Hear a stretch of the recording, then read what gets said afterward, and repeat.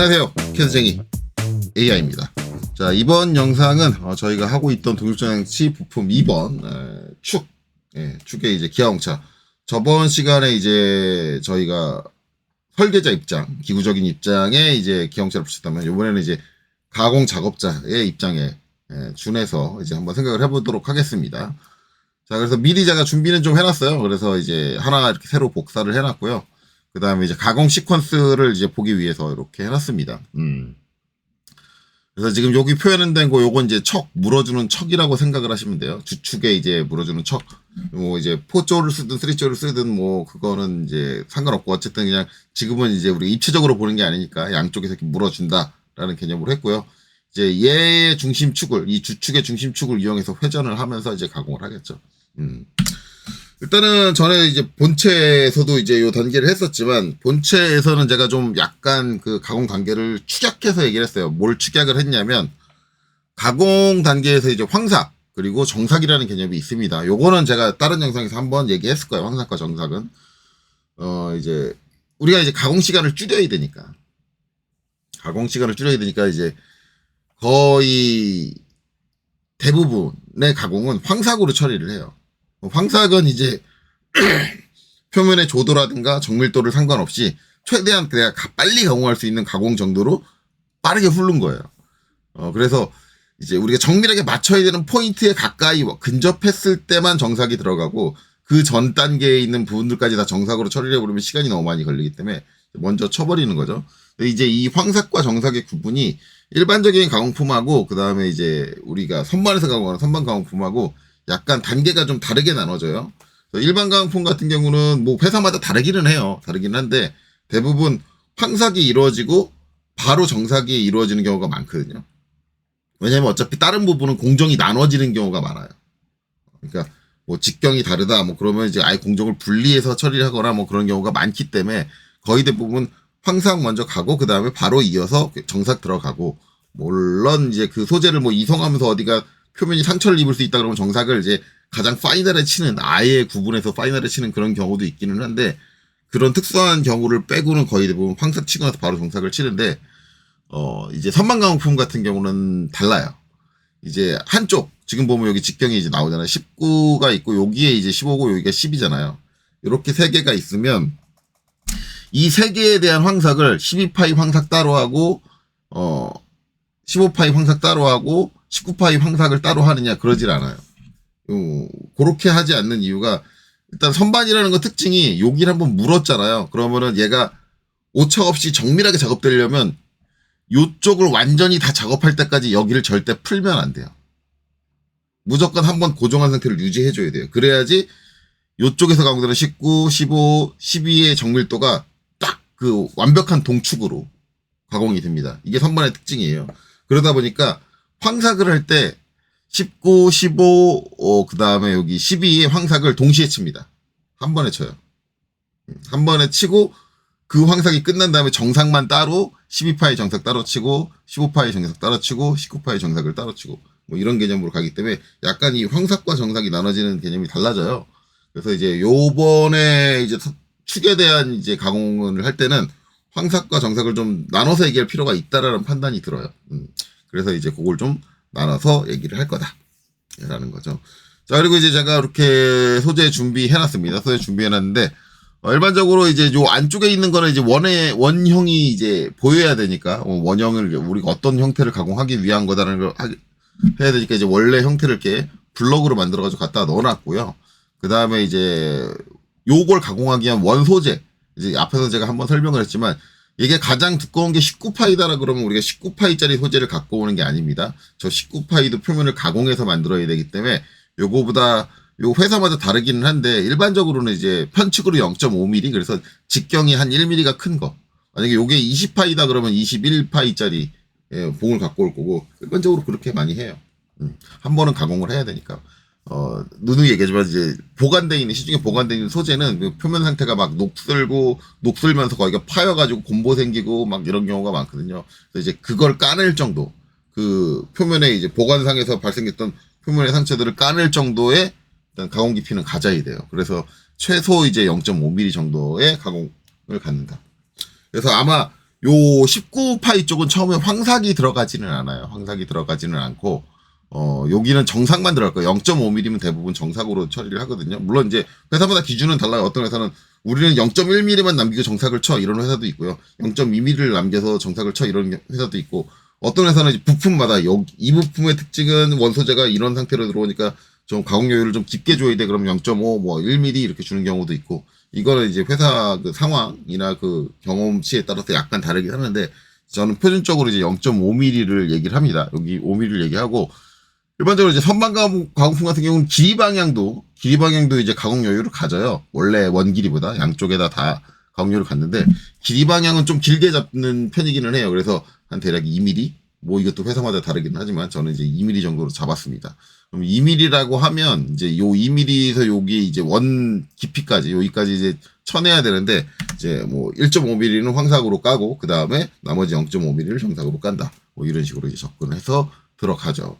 자, 어쨌든 소재를 물었고, 소재를 물은데 상당히 깊게 물었다고 생각을 할 거예요. 여기 꼬투머리도 많이 남아 있는데, 상당히 깊게 물었다 그러는데, 일단은 이제 초반 작업에서 이제 제일 처음에 할 거는 뭐냐면, 일단은 끝단 가공을 먼저 합니다. 여기. 끝단 가공을 먼저 해요. 원소재를 갖고 오고.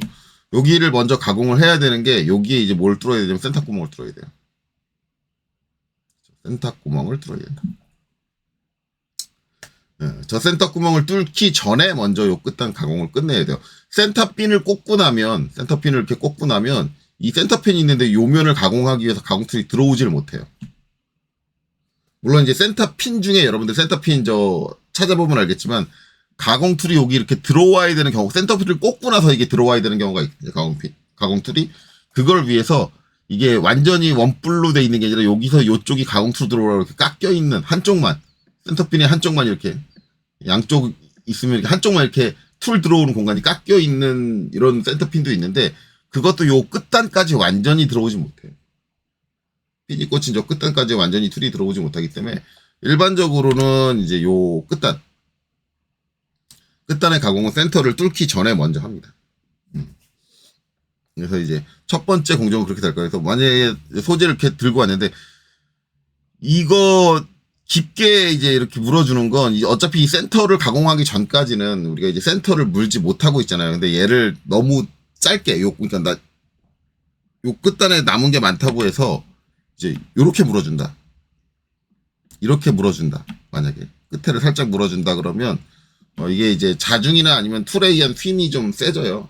그래서 안 좋고, 더 이제 디테일하게 얘기하면, 만약에 이제 가공 장비가 그 척 쪽에서 이렇게 얘가 소재가 들어갈 구멍에 요 안쪽에 포켓이 있어요. 포켓이 그 주축 안에 포켓이 있어가지고 어느 정도 가공품이 요 안쪽으로 들어올 수 있거든요.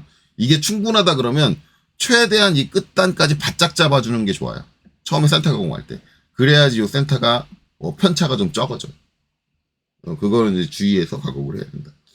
그래서 원래 이제 충분히 소재를 안쪽으로 최대한 주축 안으로 밀어넣을 수 있다고 한다면, 이제 원래대로 하면은 이제 여기 최대한 바짝 붙어가지고 끝단을 가공을 하고 센터 구멍을 뚫어준다. 그렇게 생각을 하시면 돼요. 근데 일반적으로 이제 그렇게까지 하는 가공 업체는 없고, 거의 대부분 이제 가공 상태가, 우리가 이제 첫 번째 가공을 할 때 어디까지 가공을 하냐면 여기까지 가공을 해요. 엄밀히 말하면 여기보다 약간 한 1, 2mm 더 가공할 거예요. 그래서 요 19파이를 첫 번째 가공할 때 결정을 줘요. 근데 이제 그게 여기서 더 튀어나와서 이 정도 여유를 가지고, 왜냐면 공차를 맞춰야 되니까 충분히 여유를 가지고 여기서 한 뭐 1, 2mm 더, 필요한 깊이보다 1, 2mm 더 가공을 한다. 12mm가 아니라 1에서 2mm 사이 정도 더 가공을 한다. 그리고 어차피 요 다음 쪽은 이제 20파이로 남아 있어도 여기를 다 요 직경으로 가공을 할 거니까 상관이 없어요.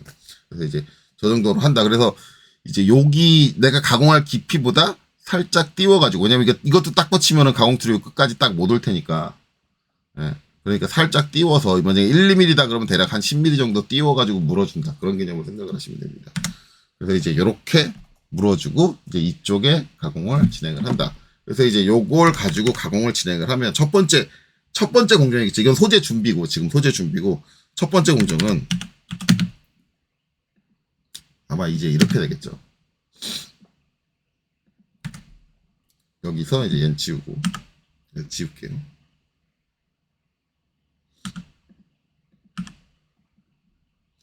20파이 소재에서 여기서 일단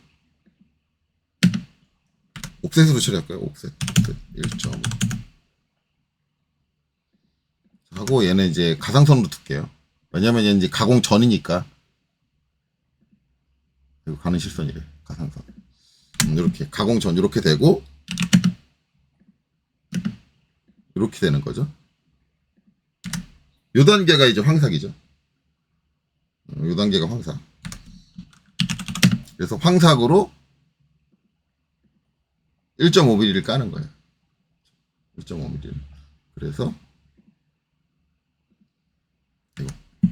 이렇게 하는 것보다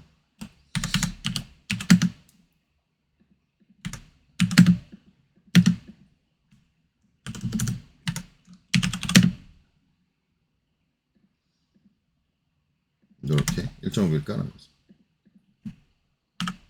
이게 이제 첫 번째 공정이에요. 첫 번째 1.5mm.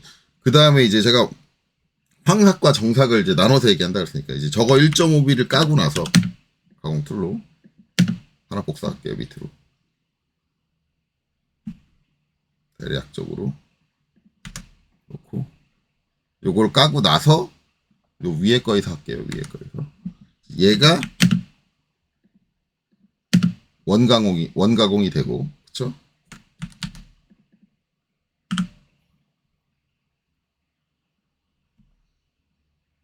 여기서 여기에 딱 맞춰서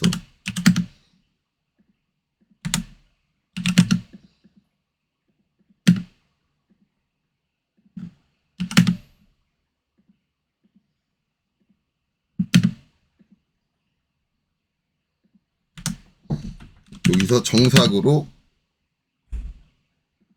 0.5mm를 더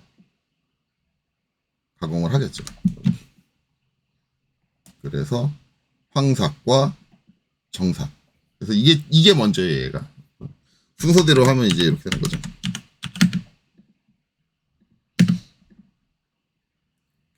해서 이제 얘를 지울게요. 단계적으로 표현을 하자 그러면 황삭 1.5를 까고 그다음에 정삭 0.5를 깐다. 이때 이제 측면을 까는 거니까 여러분들이 생각하는 이제 기하공차적인 특징은 뭐냐면 이제 주축이 이 외경을 물었잖아요. 그럼 원소재 20파이 얘가 뭐가 돼요? 지금 상황에서 데이텀이 되는 거예요. 이렇게 물었으니까 데이텀이 되고 그 다음에 이제 이면의 기하학적 특성은 뭐가 나와야 돼요? 깎인 면은 직각이 나와야 되는 거죠. 뭐 엄밀히 말하면 이제 이 축에 대해서 직각으로 가공을 하는 거잖아요. 단지 이제 2단계는 우리가 기하공차를 명기하진 않을 거예요. 저 단계에서 이제 필요한 기하공차의 정도는 일반공차 수준이죠. 왜냐면 우리가 봤을 때 요 기구에서 요 끝단은 하는 일이 아무것도 없었어요. 다소 이제 기울어지게 가공이 된다고 해도 크게 문제가 될 부분은 아닙니다. 그러니까 저 부분에서는 이제 우리가 별도의 기하공차 명기는 하지 않겠죠. 그렇기 때문에 당연히 데이터 명기도 하지 않을 거예요. 그렇죠? 자, 어찌됐든 이제 이렇게 됩니다. 그래서 이렇게 나눠지는데, 요거 이제 0.5 까고 나면 이제 한 가지 더 해야 될 게 있어요. 그러면 요거 까고 나면 이제 아까 얘기했던 요 끝에다가 뭘 해줘야 돼요? 센터 구멍. 그러면 이제 요거를 이렇게 이제 지금 계속 풀지 않고 한 번에 가고 있잖아요. 한 번에 가고 있으니까 이제 요거를 완전히 요거랑 이제 그 다음에 이제 센터 구멍 뚫어주는 걸 완전히 하나의 공적으로 일반적으로 생각을 하거든요. 센터 구멍 뚫어주는 것까지 그걸 묶어서 표시해 주기도 해요. 그러니까 지금 제가 단계적으로 이렇게 도면 따로따로 했는데 실제 공정도 가면은 이거 따로따로 이렇게 이거를 이렇게 표현하진 않을 거예요. 따로따로 표현하지 않고 이걸 이제 하나로 묶게 되면 이런 식으로 표현을 하겠죠. 제가 이제 빨리 하려다 보니까 지금 이걸 안 맞추고 있는데 안 맞추고 하니까 자꾸 뭐가 어색해.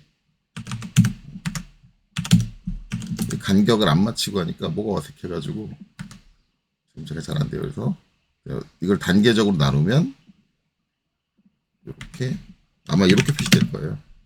공정도에서 굳이 표기를 한다 그러면 원소재에서 처음에 1.5 까고 황삭으로 그 다음에 0.5 까고 요거 이제 황삭이니까 여기에 이제 표면 거칠 기호를 굳이 붙인다고 하면 원래 황삭이니까 이제 안 붙여도 되기는 해요. 근데 저기가 황삭이라는 걸 좀 명확하게 표시해주고 싶을 때는 어떻게 붙여주냐면 요거를 하나 복사해 오는데 요거 동그라미 빼고 복사해 봐요.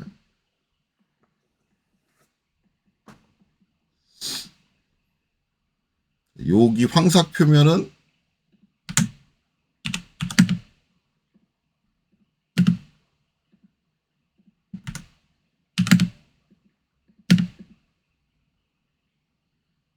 이렇게 하고 요거 동그라미 없는 거 제가 있다 그랬죠. 전산응용 기능사 학습하시는 분들은 저 동그라미가 없는 거 위에 이제 막혀 있지도 않으면서 동그라미가 없는 거 상당히 어색할 수 있지만 저거 뭐예요? 예, 저기에 이제 표면의 거칠기는 가공 작업자 맘대로 하라는 얘기예요. 너 편할 대로 해. 네 가공 상태에 맞춰서. 그러니까 황삭이라는 조건이 일반적으로 이 조건이에요. 그러니까 대부분 오해를 하는 게 황상은 되게 거칠게 표면을 가공을 한다 그러면은 우리가 이제 알고 있는 게 가공하지 않음? 그건 가공을 안 하는 거니까 제외잖아요. 가공하는 거에서 제일 거친 게 W잖아요. 그래서 황삭은 W지라고 생각하시는 분들이 간혹 계세요. 근데 황삭은 W가 아니에요. 황삭은 가공자 맘대로 해요. 네가 저 표면 빨리 가공하고 싶어? 그럼 더 빨리 가공해요. W도 안 될 정도로 빨리 가공해도 돼. 왜냐면 어차피 그게 이제 우리가 최종적으로 결정 지을 표면이 아니고 그 표면에서 한 번 더 까는 거예요. 단지 이제 요 상태의 가공에서 주의해야 될 거는 요때 상당히 거칠게 가공을 하는데 빠르게 가공을 하는데 그게 실수로 요 소재를 잡아 뜯거나 그래가지고 이 0.5mm를 침범해서 안쪽까지 너무 깊게 파고드는 경우가 가끔 너무 막 가공하면 저 0.5mm를 침범해가지고 그 안쪽을 파고 들어가는 경우가 있거든요. 그러면 안 돼. 그건 안 될 정도. 어느 정도 주의는 해야 돼요. 그러니까 막 가공이라고 진짜 완전히 날림으로 가공하는 건 아니에요. 근데 이제 그걸 이제 W 등급으로 맞춘다 이런 건 없어요. 그러니까 여기서는 이제 네가 맘대로 네가 할 수 있는 최대 속도를 내 가지고 표면이 어떻게 든 상관없이 네 맘대로 표면을 내 이게 되는 거고 그다음에 이제 여기는 요 끝은 이제 우리 그냥 기본 X로 하기로 했잖아요. 기본 X로 하기로 했으니까 이제 이걸 굳이 이제 저기다 이제 명기를 해주면 표면 거칠기를 왜냐면 두 개가 황삭과 정삭인지 구분이 가야 되잖아요. 구분이 가야 되니까 굳이 그걸 이제 명기를 해준다 그러면 이제 이렇게 붙겠죠.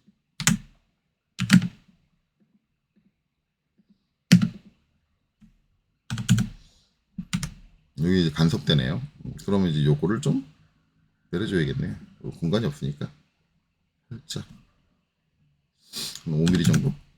5mm도 안 되네. 더 내려야겠네. 5mm 더 내려. 이제 이런 식으로 가공. 이제 요 표면 거칠기가 굳이 붙였고 우리가 이제 도면 여기에다 했을 때는 기본을 이제 X로 잡았으니까 그러면은 상당히 요렇게 나오면 상당히 표현이 애매해지죠. 등급적으로 보면 그럼 얘가 기본으로 나와야 되는데 얘는 스페셜이기 때문에 얘가 기본으로 나오는 경우는 거의 없어요.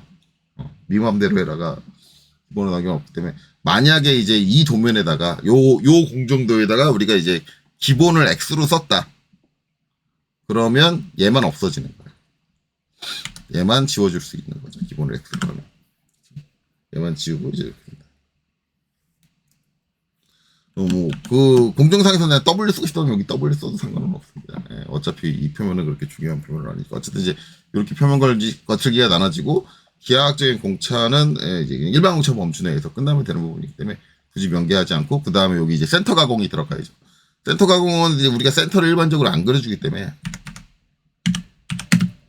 이제 이거를 복사해서 붙여줄게요. 지금은 시간을 좀 줄여야 되니까 센터 가공은 이제 이런 식으로 표현을 하겠죠.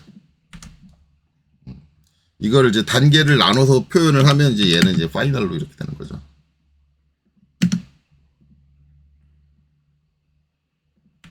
파이널로 나눠서 표현을 하면 얘네들이 사라지고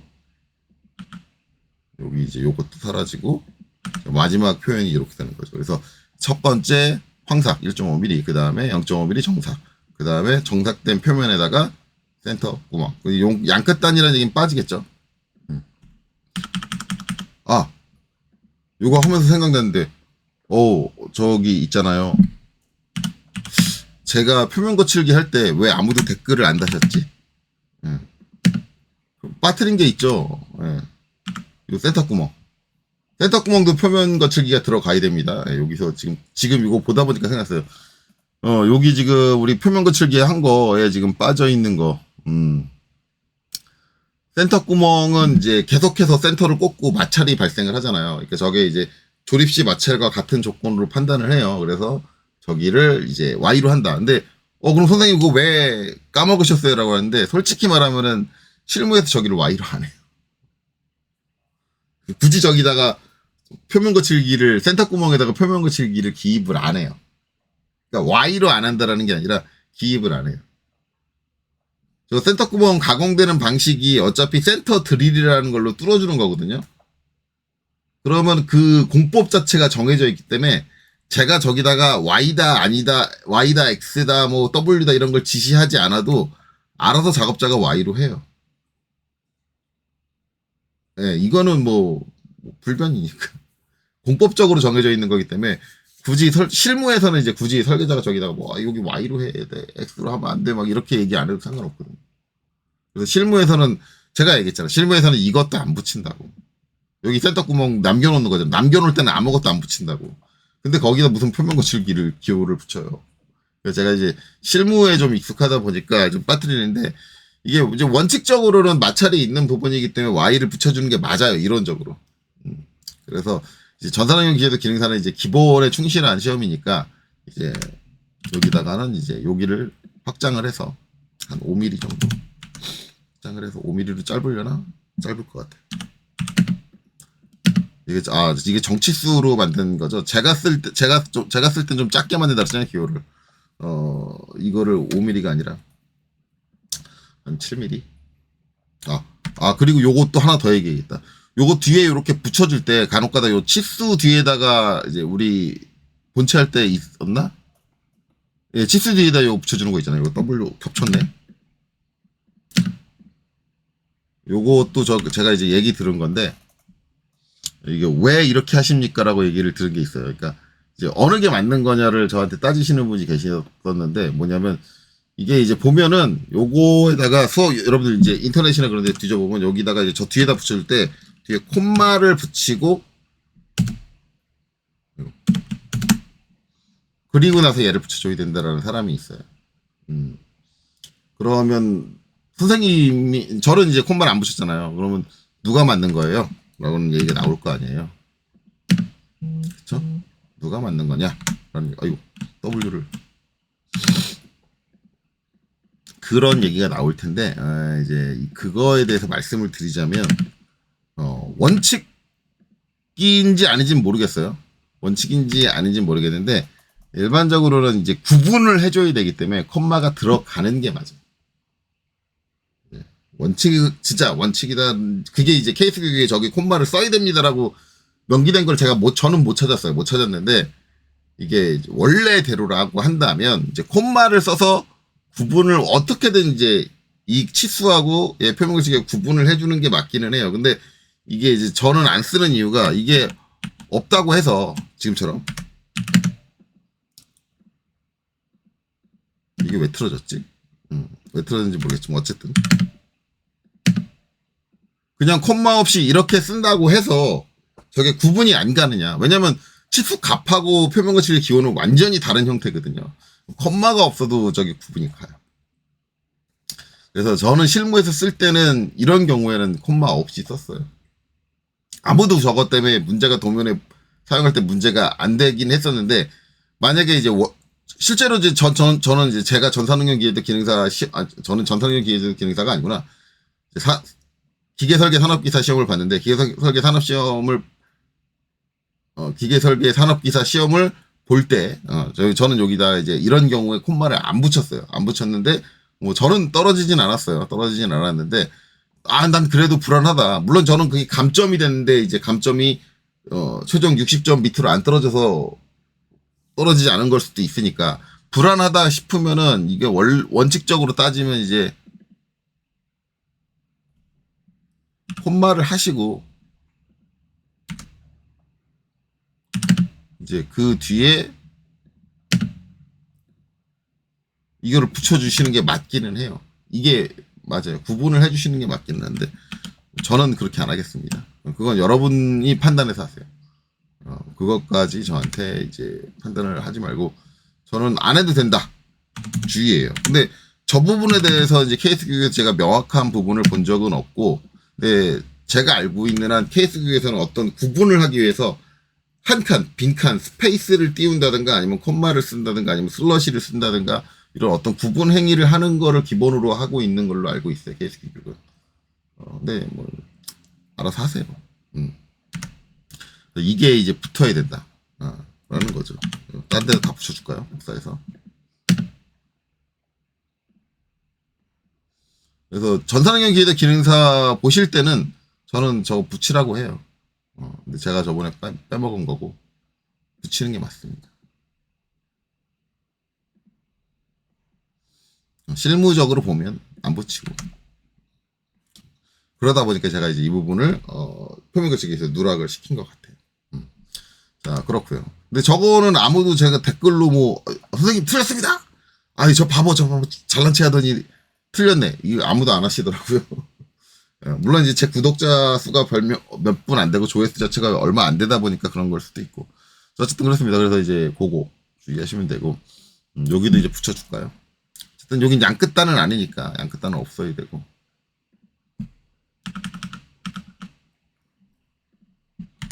이게 요 사이에 밀어넣기가 참 뭐한데 이렇게 되면 그렇죠?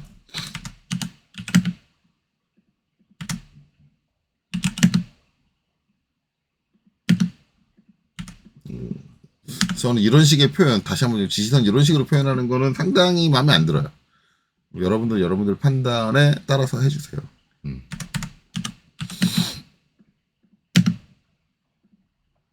제가 이제 시험 본다 그러면 저는 저 위에 줄 치는 거 저거 안 할래요. 이런 식으로 이제 붙여주면 됩니다. 그래서 이제 엄밀히 따지면 지금 이제 여기서 하는 동작은 3개입니다. 요거 할 때마다 툴이 달라요. 황삭할 땐 황삭 툴로 작업을 할 거고, 정삭할 땐 정삭 툴로 작업을 할 거고, 여기는 이제 센터 드릴, 심업대에 센터 드릴을 꽂아가지고 작업을 할 거고, 그렇게 되는 거고요. 그 다음에 이제 보면, 제가 이제 황삭 툴, 정삭 툴을 나눠서 얘기했는데, 선반 강원 같은 경우는 이제 자동으로 툴을 교환해주는 게 아니다 보면 이제 툴 교환이 이렇게 쉽지 않기 때문에, 툴 교환하는 게 오히려 더 번거로울 수 있거든요. 정삭 툴로 빠르게 가공하고, 정삭 툴로 느리게 가공하고, 요렇게만 할 수도 있어요. 그건 이제 작업자의 판단인데, 빠르게 가공한 거는 솔직히 말하면 툴의 데미지가 좀 심해요. 그래서 대부분 이제 툴 관리를 하는 회사들은 정삭 툴로 황삭을 하는 걸 좋아하진 않습니다. 황삭은 진짜 막 툴에 무리가 가게 가공을 하거든요. 빨리 가공하려고. 그러다 보니까 툴 라이프가 좀 안 좋아지기 때문에 황삭 툴로 정삭을 하는 경우는 아마 좀 관리가 좀 빡세게 들어가는 회사들은 이제 안 할 거예요. 어쨌든 이제 기본적으로 이제 요 3개 공정이 뭉쳐서 이제 이렇게 하나의 공정으로 진행이 된다. 라고 이제 생각을 하시면 되고, 이 상태에서 이제 발현되는 이제, 기하 공차는 이제 일반적으로 없다라고 생각을 하는데, 여기서 솔직히 말하면 이제 기하 공차적으로 정의되어야 될 부분이 뭐냐면 센터 구멍이에요. 이 센터 구멍이 이제 요 가공되는 요거하고 동축을 이제 어느 정도 맞춰줘야 돼요. 맞춰줘야 되는데, 그게 이제 우리가 정밀한 수준까지 봐야 되느냐 안 봐야 되느냐 요거는 이제 말이 많거든요. 근데 가급적이면 센터 툴이 반대쪽에서 센터를 잡아주는 거기 때문에 정밀하면 할수록 좋아요. 좋긴 한데 이제 이게 데이텀 개념으로 생각하면 어떻게 되냐면 나중에 이제 요거 이제 센터 구멍까지 뚫고 나면 여기 센터 핀을 꽂을 거 아니에요. 꽂으면 데이텀이 솔직히 말하면 가공 때 2개예요. 요 20파이가 데이텀 하나고요. 그리고 얘를 먼저 물었잖아. 이게 퍼스트 데이텀이 돼요. 그리고 여기 핀을 꽂잖아요. 그러면 얘는 세컨더리가 돼요. 근데 이게 이제 공용 데이텀의 개념이 아니에요. 얘는 순서가 명확하게 있으니까. 이게 첫 번째, 이게 두 번째예요. 이거는 데이텀 시스템으로 들어가요. 시스템으로 들어가기 때문에 세컨더리의 개념이 되면은 세컨더리는 센터가 약간 기하공차적으로 어긋나 있어도 상관은 없기는 해요. 왜냐하면 퍼스트에서 결정난 방향성을 유지한 채로 세컨더리는 서브 보조적으로 접속이 되는 거거든요. 그렇기 때문에 여기서는 솔직히 말하면 기구적으로도 그렇고 얘도 그렇고 뭐 굳이 기하공차를 따질 정도로 그렇게 명기를 하지는 않는 걸로 알고 있어요. 뭐 회사 따라 다를 수는 있는데 진짜 아주 정밀한 제품을 다룬다라고 한다면 요 센터 구멍에도 당연히 이제 기하공차 들어가 줘야 되는데 그렇게는 하지 않는다. 일반적으로는 그렇게 생각을 하시면 됩니다. 그래서 이제 굳이 여기서 이제 기형체를 정의하겠다면 세탁 구멍에 대한 정의가 들어가긴 해야 되는데 일반적으로 그렇게 안 한다라고 하시면 좋을 것 같아요. 그래서 이렇게 세 개의 공정이 있고 그 세 개가 묶여서 이렇게 하나의 공정으로 가고 이제 그 다음에 여기까지 가공이 끝나면 다음 가공으로 넘어가야겠죠. 자, 이게 다음 공정으로 넘어온다고 해도 이제 이 공정에서 이걸 풀질 않아요. 제가 얘기했지만 선반은 풀면 끝이에요. 저기 이제 고정된데 지금 이제 여기까지 가공된 상태입니다. 여기 고정된 데를 풀면 끝이기 때문에 그러니까 엄밀히 따지면 제가 이제 요렇게 세 개 공정이 합쳤어서 요거 하나 공정입니다. 근데 요 다음에 같은 장비에서 다음 공정이 바로 이어져야 돼요. 그래서 선반 제품 같은 경우는 이제 자동화해서 병렬 처리가 조금 어려워요. 왜냐면 병렬 처리가 안 되는 건 아닌데 병렬 처리를 하려면 이제 물어준 걸 풀어야 되거든요. 푼 순간 기준이 달라져가지고 지금 가공되고 있는 거 여기 센터하고 그 다음에 요 가공되는 나머지 애들하고 이제 편차가 발생을 하게 되죠. 무조건 편차가 발생을 해요. 그래서 선반은 그렇게는 웬만하면 처리 안 할 겁니다. 그래서 선반은 이제 한번 물어주고 나면 그 물어주고 나서 작업할 수 있는 모든 부분을 병렬로 작업을 하지 않고 직렬로 작업을 한다라고 보시면 돼요. 그래서 요 물어준 상태를 그대로 유지하고 그 다음에 이제 요 안쪽에 직경들을 가공을 하게 되겠죠. 직경을 가공을 하는데 처음에는 이제 황삭이 들어가요. 황삭도 이제 여유를 얼마 남기느냐는 이제 회사마다 다른 거고 저는 기본적으로 정상 여유를 0.5mm를 남기니까 어떻게 되냐면 옵셋으로 하면 안 되겠구나. 블럭 잡혀 있으니까 여기서 무브 0.5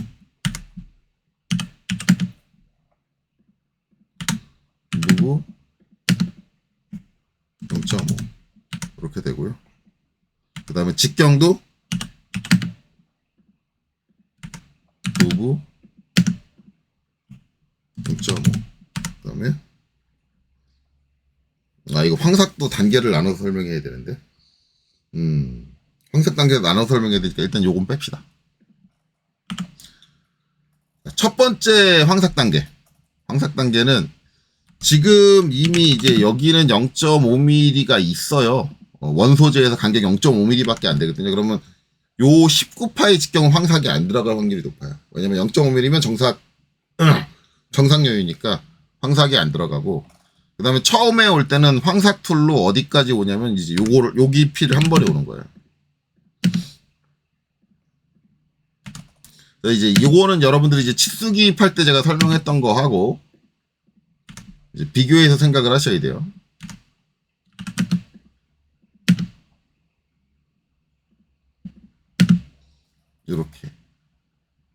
이렇게 와서 요 황삭이 한 번 이루어지거든요. 그래서 처음에 제가 이제 여기 치수기 할 때 설명한 게 처음에 황삭 단계에서는 여기 치수 이렇게 기입되어 있지만 이 길이가 필요합니다라고 얘기를 하는 거예요. 황삭 가공 작업자가 알아야 되는 게 이 길이. 그러면 이제 이 길이에서 황삭 여유를 빼야 되니까 어떻게 해요? 62mm를 들어오는 게 아니라 몇 mm를 들어와요? 61.5mm를 들어오겠죠. 풀이. 요거 지금 반대쪽이구나. 이쪽 가지고 얘기해야죠. 이쪽은 61이 아니겠지. 2mm가 짧으니까 59겠죠? 이거 60인가? 60이네요. 62, 저쪽이 62였으니까. 맞죠. 2mm가 짧으니까 60이네요. 60이니까 59.5가 들어오겠죠. 황삭이니까 정상 여유를 남겨야 되니까. 그쵸? 그러면 이제 이게 어떤 개념이 되냐면 여기서 따지면 가공이 어떻게 되냐면 자, 이직경으로 옵셋 12 안 맞추고 하려니까 어색해. 직경 표시는 컨트롤 1번 눌러서 머리글로 쓸게요.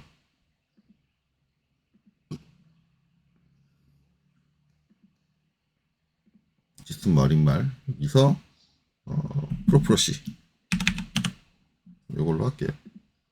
이제 인터넷에서 보면 이제 저거 한번 설명은 치수 기입할 때 한번 설명드렸지만 저걸 이제 머리글로 쓰는 분이 있고 아니면 이제 더블 클릭해서 치트 편집. 흔히 이제 명령으로 하면 ed라고 하죠. 거기서 이제 프로프로 C를 쓰시는 분이 있고, 근데 둘 다 괜찮아요. 둘 다 어떤 걸 쓰셔도 상관없고, 한 가지 이제 실무에서 얘기를 하자면은 아마 실무에서는 저처럼 이렇게 머리글로 쓰는 걸 싫어할 거예요. 옛날 분들이 많다고 하면, 나이 드신 분들이 많다고 하면 저거 되게 싫어하십니다. 실제로 저도 실무 지금 외주 도면 가끔가다 받아서 할 때 있는데 저거 머리글로 저거 못해요. 하면은 그 일 준 업체에서 되게 싫어요. 아, 그걸 왜 머리글로 해요? 하고 승질냅니다. 그냥 프로포로시 그때그때.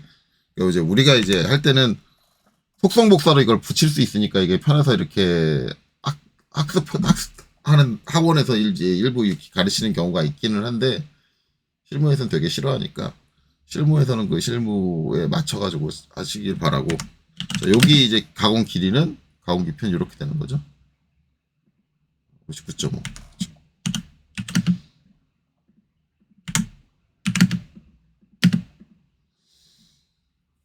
자, 여기서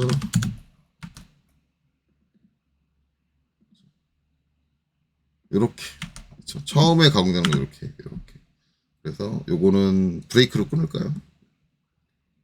ER.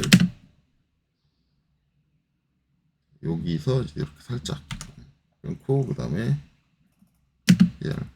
여기서 여기까지 살짝 이렇게 끊어주고, 이건 원소재니까 가상선으로 바꿔주고요. 여기 반대쪽은 트림을 정리할게요.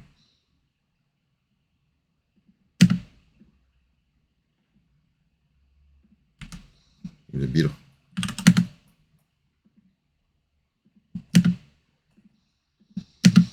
자, 그래서 이제 요게 황삭 1단계. 처음에 이제 16파이 가공을 할 거예요. 15파이 기준으로 해서 요 전체 길이를. 그리고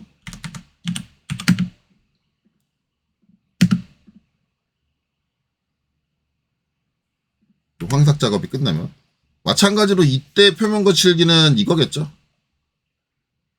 이때 이 순간에 가공되는 건 전부 다 황삭이기 때문에 요걸로 가공되기 때문에 아마 이제 전체적으로 이제 딱 저거 하나 딱 붙여주고 끝내면 될 것 같고, 나중에 이제 공정을 합쳐졌으면 이제 별도로 명기를 해줘야겠죠. 합쳐준 쪽에서는. 근데 이제 그것까지는 명기하진 않겠습니다. 저 개념은 이제 여기서 설명했으니까 이 표면 거칠기까지 자꾸 얘기를 하면은 이제 시간이 점점 더 길어지니까 지금 안 그래도 가야 될 길이 되게 많거든요. 자, 이렇게 되고, 그 다음에 이제 2차 황삭을 하게 되면 1차 황삭이 끝났으니까 2차 황삭을 하게 되면 이제 결국은 요거는 좀 빼줘야겠네. 10.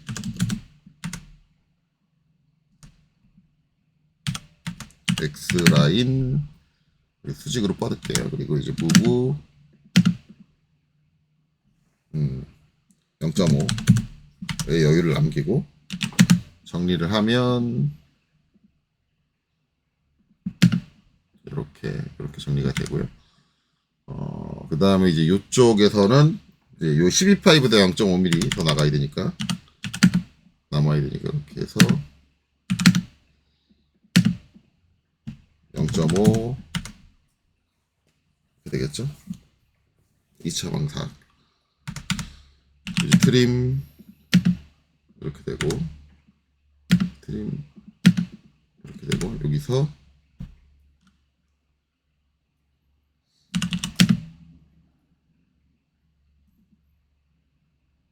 이거 잘못했다. 브레이크로 얘죠. 여기서 이제 이 정도 끊고, 브레이크로 여기서 이제 이 정도 끊고, 그 다음에 이제 MA.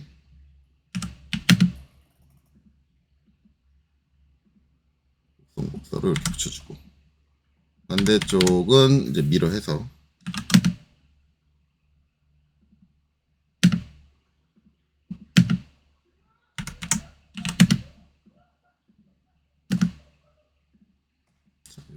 이렇게 끊어주고요.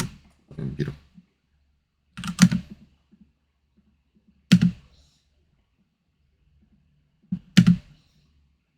아이고, 뭐가 잘못했네요. 다시 밀어. 뭐가 넘어갔니? U가 B를 하면서 같이 넘어간 것 같아요. 얘가 저게 틀어지네요. 저 끝단이 사라지면 네. 트립으로 잘리면서 저 끝단이 사라진 것 같아요. 지금 저렇게 요쪽 갑자기 시선이 저쪽으로 확 들어가는 거 저런 것 때문에 안 쓰는 게 있어요. 나온 김에 얘기를 할게요. 실무에서 안 쓰는 게 있는데 OP 저게 저렇게 갑자기 툭 하면서 요 안으로 들어가는 게 뭐 때문에 그러냐면 어딨냐 제도에 있겠죠. 제도가 아니었나? 아유 저도 오랜만에 옵션에 들어와서 기억이 잘 안 나네요. 화면 표시 파일 아니고 화면 표시 아니고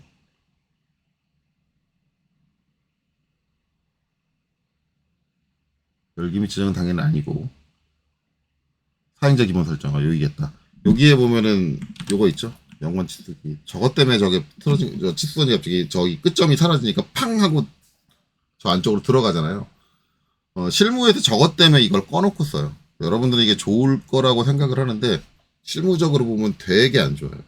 오토데스크가 너무 어떤 소프트웨어를 개발할 때 실무적으로 그렇게 별로 그렇게 유용해 보이지 않는 기능들을 이제 유용한 것처럼 이제 개발한다. 이게 이제 입장에 따라 달라지는데 어떤 분들은 이제 치수를 수정하면 치수가 자동으로 따라오니까 좋다라고 얘기를 하시는 분들이 계신데 그런 연관성이 이 오토캐드 2D 작업에서는 그렇게 편리하지가 않아요.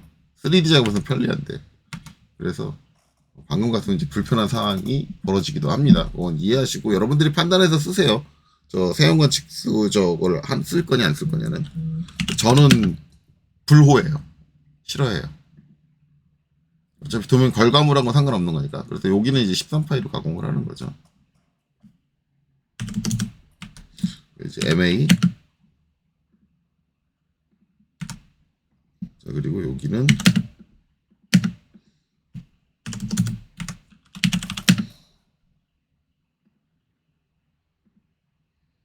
이 정도. 마찬가지 0.5mm가 빠진 상태로 가공이 되죠. 길이가. 이렇게 가면 돼요. 이제 요게 황삭이에요. 황삭인데 요거를 이제 단계를 분리해서 표시할게요. 분리해서.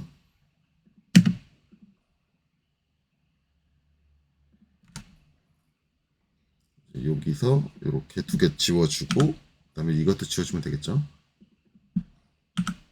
지워주고 얘도 지워주고 이제 2차 황삭은 이제 이렇게 이루어진다. 이해하시면 돼요. 지금 단계는 이제 황삭, 여기까지는 이제 황삭 단계이기 때문에 여기서 이제 기아홍차의 개념은 나오지 않습니다. 나오지 않아요. 그리고 여기서 한 가지 더 표현되어야 되는 게 지금 이 작업을 할 때는 우리가 이제 센터 구멍을 뚫은 다음이니까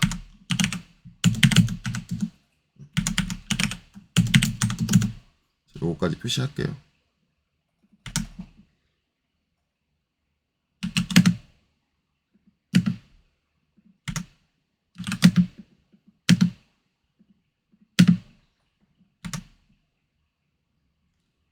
옵셋 저희가 4.25죠. 작은 땅 표시에 EL 4.25 나누기 2 이렇게니까 이거 요게 옵셋이 안 되는구나. XL 99 2.125겠죠. 그래서 센터핀이 이제 여기 이렇게 껴져 있는 상태겠죠.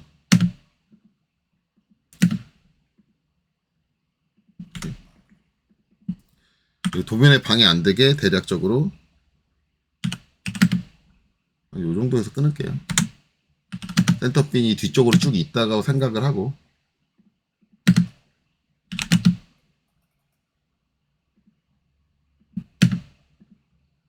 이렇게 이쪽은 센터핀으로 고정을 해놓은 상태예요. 이쪽은 주축이 잡고 있고 센터핀으로 고정해 놓은 상태. 이렇게라고 생각하시면 돼요. 상태가 이 상태다. 여기서부터는 땅. 그래서 요 지금 주축이 잡고 있는 데가 데이터 메인. 그 다음에 센터 구멍이 껴진 데가 데이텀 B 이렇게 두 가지의 데이텀이 있고 주축이 잡는 게 우선이고 모든 위치와 방향은 이제 주축에 의해서 결정나요. 그렇기 때문에 데이텀 A가 first 데이텀, 그 다음에 데이텀 B가 세컨더리로 들어가는 데이텀 시스템 개념으로 지금 가공을 하고 있다라고 인지를 하면 되는데 지금 이 상태에서 얘의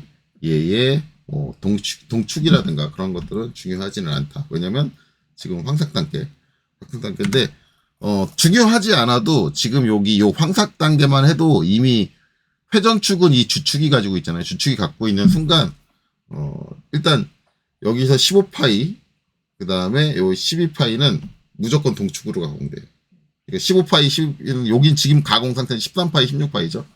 이 두 축은 가공이 되는 순간 무조건 동축이에요. 왜? 같은 주축을 가지고 회전해서 작업을 했어요. 그렇게 될 수밖에 없습니다. 그리고 요 센터 구멍도 같은 주축으로 드릴링을 했기 때문에 저기도 무조건 동축이 납니다. 센터 구멍도. 그렇게 될 수밖에 없어요. 기구적인 구조상. 그렇기 때문에 이제 여기 센터 구멍에 대해서 굳이 뭐를 안 하냐면 그 편심량을 이제 체크를 안 하죠. 기하홍채를 측정할 필요 없다가 되는 거죠. 시스템적으로 중요한 부분은 아니니까. 그래서 이제 이렇게 이루어진다. 근데 지금 제가 요 나눠놓은 황삭의 단계가 이게 캠으로 오면 달라져요. 지금 제가 저렇게 표기한 거는 수작업자 기준이에요. 수작업자. 캠은 이렇게 공정이 두 개로 안 나눠집니다. 이렇게 두 개로 안 나눠져요. 지금 여기 16파이 황삭과 13파이 황삭 이 두 공정으로 안 나눠지고 캠은 이제 여러분들 캠 프로그램 해보신 분들 아시겠지만 어차피 요 모형을 따라서 황삭이 들어가거든요. 자동으로 한 번에 모형을 따라서 황삭이 0.5mm 갭만 주라고 하면은 그 갭대로 모형을 따라서 제가 예전에 보여드렸죠. 보여드린 거 보면은 한 번에 쭉 가요. 거기다 요 못따기 여기 챔퍼되어 있는 부분 이것까지 해서 만약에 이게 황삭이면 이게 캠이면 캠으로 하는 황삭이면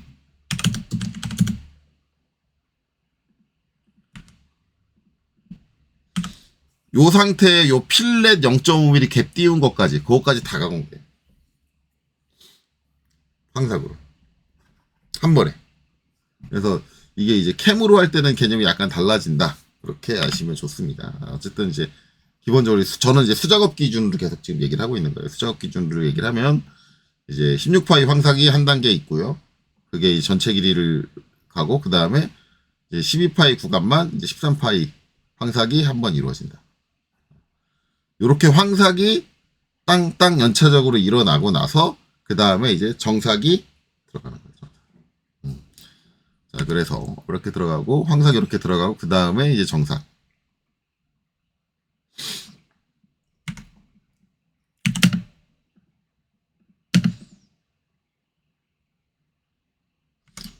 황삭 공장과 정삭 공정을 이제 같이 표시하려고 그러면 치수가 너무 난리가 나겠죠. 그러니까 정삭은 따로 뛸게요.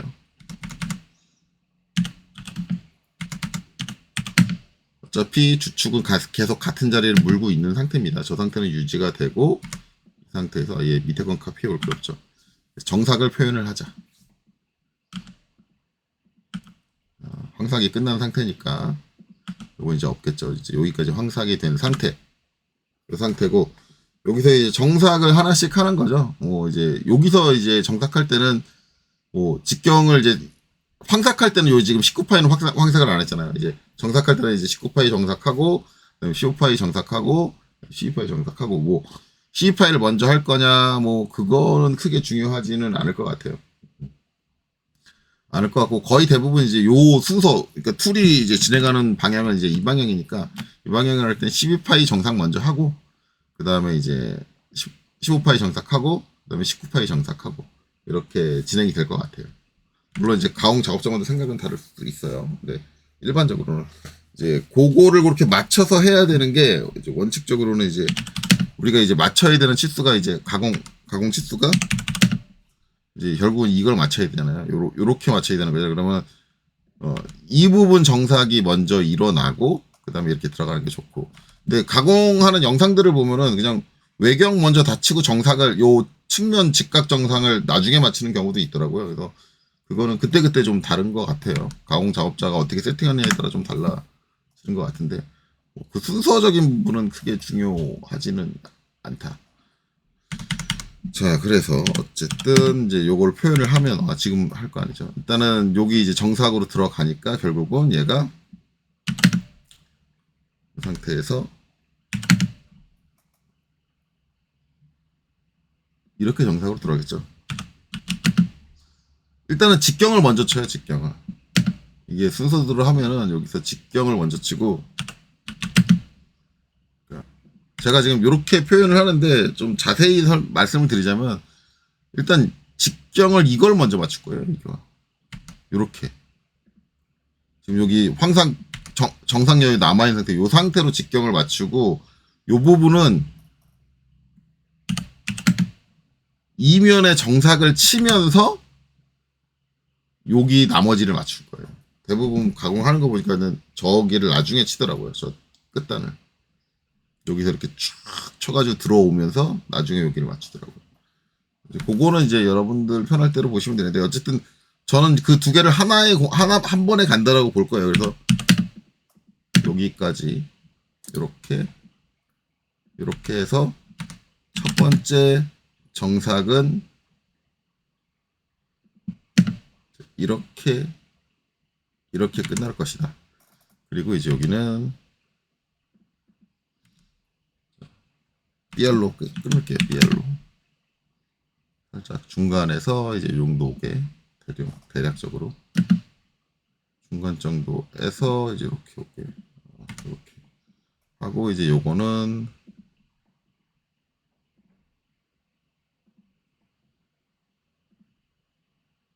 가상선 이렇게 처리를 하고요. 그다음에 여기서도 이제 여기는 이제 이렇게 치겠죠. 땅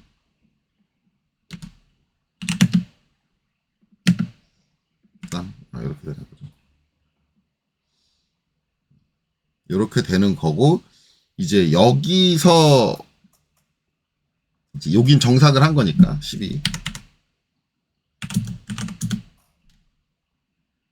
12파이는 정삭을 한 거니까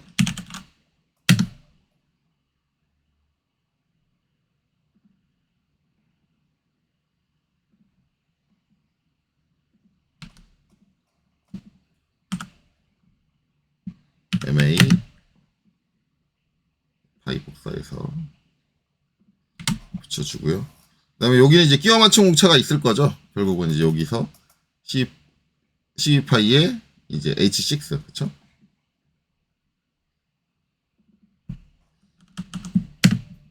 H6 이렇게 있고요. 자, 이 상태가 되고, 이제 요 12파이는 12파이는 이제 끼워 맞춤 공차래. 기형차가 중요하게 되죠. 저기는 이제 중요 부위니까 결국은 이 12파이로 이제 여기 껴지는 이제 저쪽이 V벨트 풀리 쪽이죠. V벨트 풀리의 자세라든가 그런 것들이 결정이 나니까 중요한 게 되고, 결국 이 상태에서 우리가 데이터물 표기하자고 하면 이렇게 되는 거죠. L이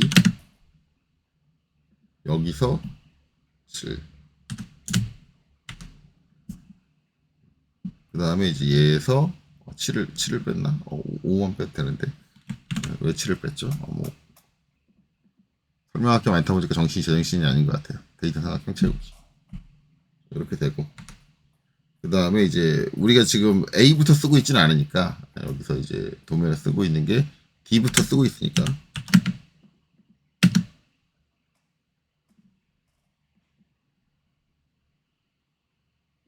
이렇게 되는 거죠. D가 되고, 그 다음에 이제 세컨더리가 뭐가 되냐면 여기 센터 구멍이에요. 그래서 이제 우리가 흔히 이제 여러분들이 도면의 센터 구멍에 대해서 이제 저걸 표기할 때 여기 이제 부분 단면 딱 치고 여기 이게 60도 돼 있는 거 거기에다 이렇게 붙여주는데, 이제 그렇게 하기 좀 애매하면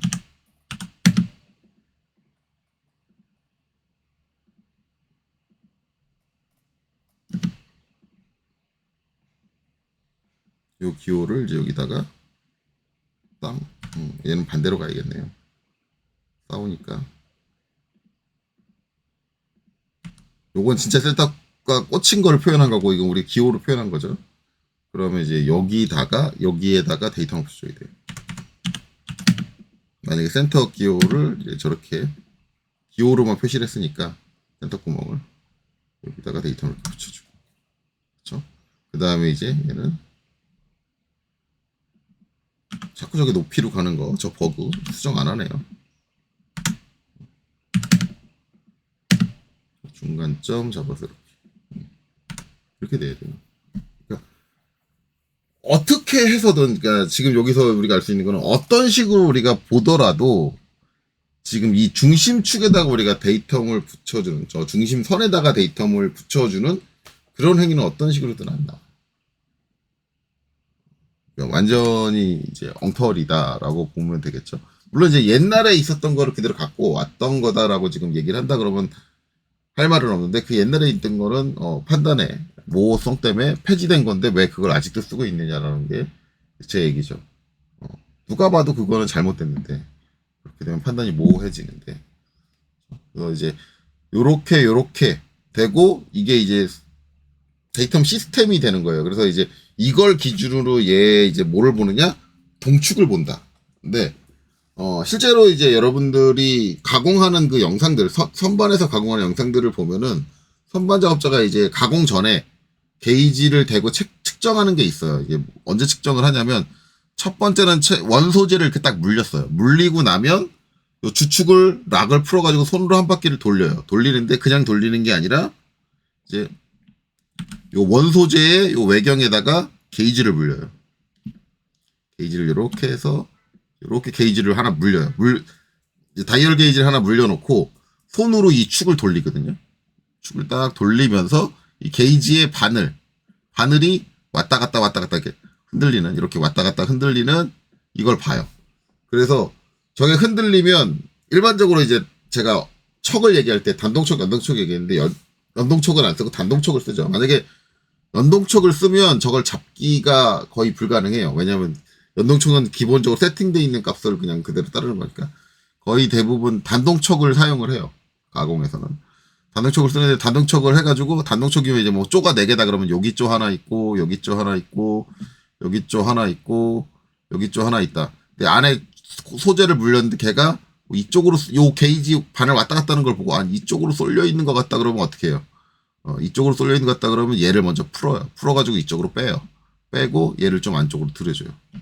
그런 식으로 계속 왔다 갔다 하면서 조정을 해줘요. 요 바늘이, 여기 게이지에 있는 바늘이 전혀 움직이지 않는 정도로.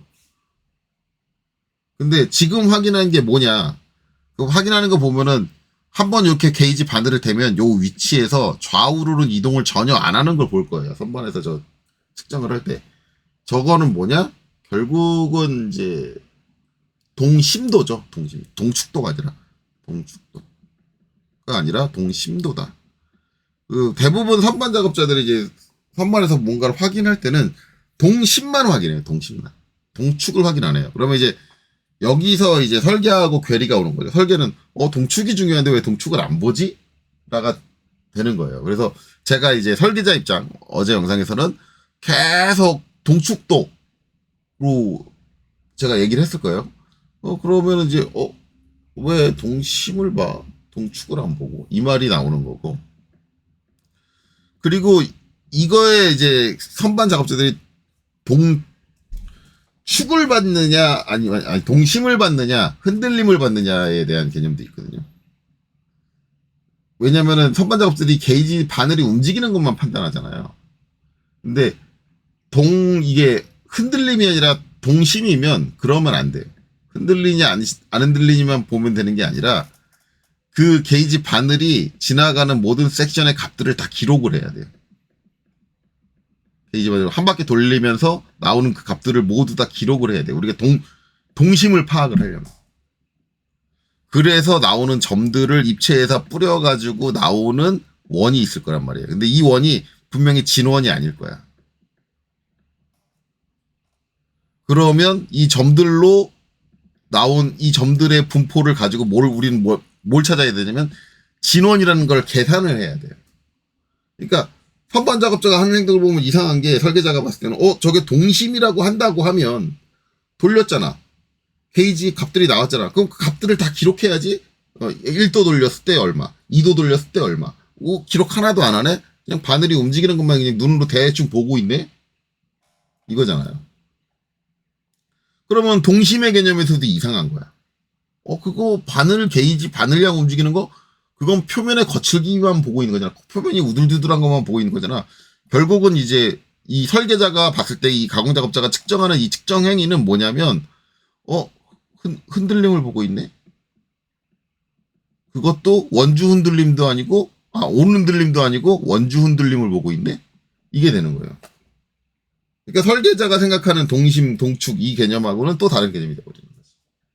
그러면 이제 설계자하고 이제 가공 작업자하고 얘기했죠. 야, 내가 여기다가 동축을 확인하라고 했잖아. 라고 얘기를 하면 이제 거기에 대해서 가공 작업자가 얘기를 하겠죠. 야, 거기서 동축은 뭐하러 확인하냐? 야, 너 선반이랑 가공 장비를 봐봐. 주축이 물었잖아. 여기 모터, 요 주축에 모터가 물려 있잖아. 이 모터가 회전하는 회전축은 고정돼 있잖아. 그럼 이 상태에서 가공을 하면 내가 칼날을 들이대면 모터의 회전축으로부터 칼날까지 떨어진 거리가 반지름이 되고 무조건 그 반지름을 기준으로 가공이 되는 거 아니야? 그러면 그 축선이 틀어질 수가 있어? 네가 생각을 해봐. 이게 동축이 나와야 되는 건 알겠는데 내가 선반을 가지고 작업을 하고 있잖아. 모터축, 소재를 돌리고 있는 상황에서 가공을 하는데 그 축이 어떻게 틀어질 수가 있니? 그러니까 그거 굳이 확인할 필요가 있어? 라는 거죠. 근데 그거를 설계자한테 얘기하면 설계자가 그거를 딱 들었을 때 어떻게 돼요? 맞아. 맞는 얘기거든요. 그럴 리 없지. 근데 굳이 동축을, 그러니까 일단 동축은 확인 안 해도 돼. 동심만 확인하면 돼. 선반이다 그러면 동심만 확인하면 돼. 이제 대부분 이제 오해하는 게 제가 이제 절대 이 동축, 이 축선의 진행 방향이 모터 회전 방향에서 틀어질 일이 없다라고 하는데 그러면 가끔가다 오해하시는 분들이 계세요. 뭐냐면 이 측면에 이렇게 기울어서 가공되는 게 안 된다고요? 여기 테이퍼 가공해야 되는데 그럼 선반은 이 테이퍼 가공 안 되겠네요? 그게 아니죠. 축선이라 그랬잖아요. 축선. 그러니까 실제로 선반에서 이 측면은 이렇게 기울어져서 가공될 수 있어요. 근데 이게 기울어서 가공됐으면 반대쪽도 반드시 대칭으로 이렇게 기울어요. 그렇기 때문에 중심 축선은 무조건 동축이에요. 지금 우리가 확인하는 건 표면의 기울기가 아니라 표면이 기울었느냐가 아니라 축선. 이 두 개의 표면에 의해서 우리가 사용할 중심 축선이 결국은 우리가 저 원 기둥 형태를 만들었다는 건 그 축선을 쓰겠다라는 거거든요. 축선이 동축이 나느냐를 확인하는 거거든요. 그러니까 표면은 이렇게 기울어지게 이게 원기둥이어야 되는데 원뿔로 가공될 수 있어요. 선반은. 그건 그렇게 될 수 있어요. 근데 그 원뿔의 축선은 원기둥의 축선하고 동일해요. 근데 우리는 지금 축선만을 중요하게 생각을 하는 거기 때문에 표면이 좀 기울 수는 있어. 그래. 그건 아는데 그건 우리가 중요한 게 아니고. 중심 축선. 그러면 선반이라는 건 저 축선이 어긋날 일이 없다라는 게 되는 거죠. 그래서 이제 가공적인 이런 입장이 반영되면서 원래 동축을 확인해야 되는데 동심이 돼야 돼. 그걸로 바뀐 거죠. 근데 동심이 되려면 아까 얘기했듯이 측정된 그 모든 점들을 가지고 진원을 찾아야 돼요. 진원을 찾고 진원의 중심점을 찾아야 돼요. 그러려면 계산을 해야 되거든요. 근데 가공 작업자들이 계산을 안 하는 거야. 그냥 눈으로 게이지 반을 왔다 갔다 하는 거 보고 있는 거. 그럼 다시 한번 얘기하지만 그거는 원주 표면에 있는 흔들림이야. 원주 표면에 의해서 발생되는 흔들림이야. 그러면은 이제 야, 그러면 알았어. 동축을 네가 동심으로 보는 건 알겠는데 야, 그러면 동심이면 야, 네 중심을 찾아야지. 표면에 있는 그 진원 안 나오는 거 가지고 진원을 찾아가지고 진원의 중심을 찾아야 될 거 아니야. 그걸 왜 계산하고 바람만 보고 있어? 라는 거죠. 이제 그 얘기가 나오는 거죠. 그러면 이제 그러려면 가공작업자는 힘들다라는 거죠. 가공작업자가. 야, 힘든 건 알겠는데 그래도 두 개는 다른 내용 아니야? 그러면 이제 뭘 증명해야 돼요? 두 개가 같은 내용이 돼요. 동심이든 겉에 흔들림을 보든 이게 같은 값을 가질 수 있다라는 거를 증빙을 해내면 돼요. 근데 실제로 이게 같은 값을 가져요. 그걸 이제 어떻게 볼 수 있느냐? 이건 좀 미리 제가 그려놨는데 이거예요. 자, 만약에 이제 여기서 이제 요 빨간색으로 그려놓은 거 제가 빨간색으로 이 빨간색으로 그려놓은 게 뭐냐면 데이텀이에요. 빨간색이 데이텀. 그리고 이 하늘색으로 그려놓은 게 뭐냐면 공칭 형상. 우리가 이제 데이텀을 기준으로 동심을 확인해야 되는 형상이에요. 그게 실제로 이제 0.5mm가 이렇게 떨어졌다. 그리고 이제 여기에 이제 우리가 준 이제 기하공차 값이 1이다. 그럼 1이라고 하면 이제 중심을 데이텀의 중심을 기점으로 지름이 1인 원의 형태가 이제 공차역이 되는 거죠. 예, 공차역이 되는 건데 그러면 최대로 틀어질 수 있는 게 0.5죠. 최대로 0.5가 틀어졌다. 이거를 표면의 흔들림으로 확인할 수 있느냐예요.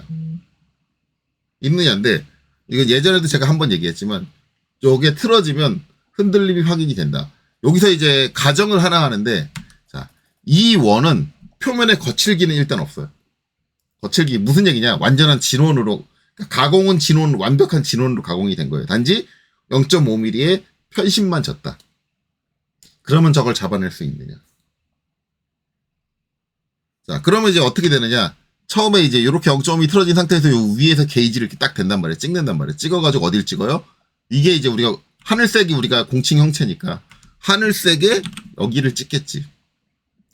딱 여기를 게이지로 찍은 다음에 뭐예요? 제로셋을 할 거예요. 게이지에. 제로셋. 자, 여기가 0이야? 그리고 나서 이제 뭐예요? 얘를 돌리는 거예요. 그쵸?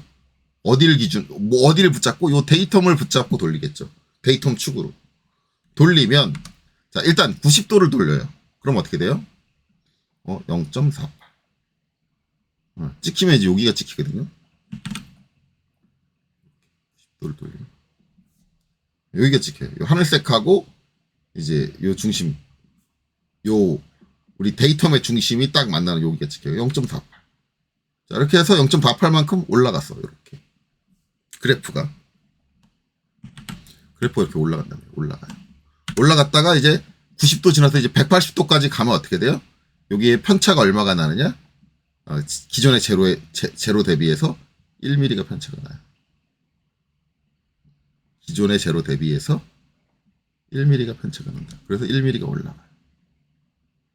거기 다시 90도를 돌리면 어떻게 돼요? 다시 90도를 돌리면 다시 0.48로 다운을 해요.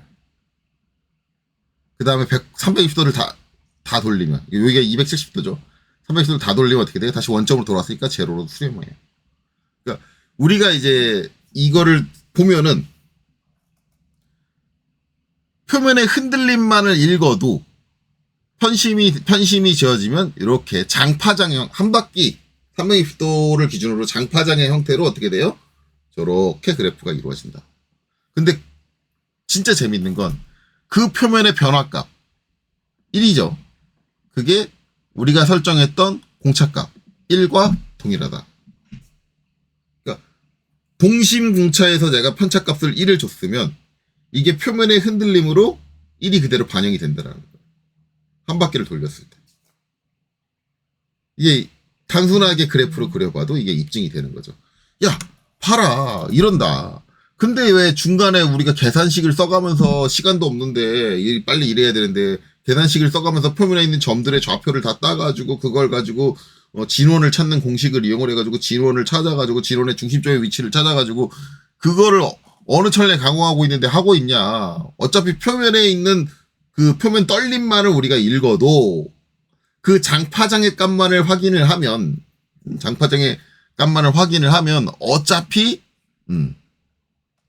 같은 의미가 된다. 동심이라는 의미가 된다. 그러니까 뭐예요? 원주 흔들림만 봐도 된다가 되는 거예요.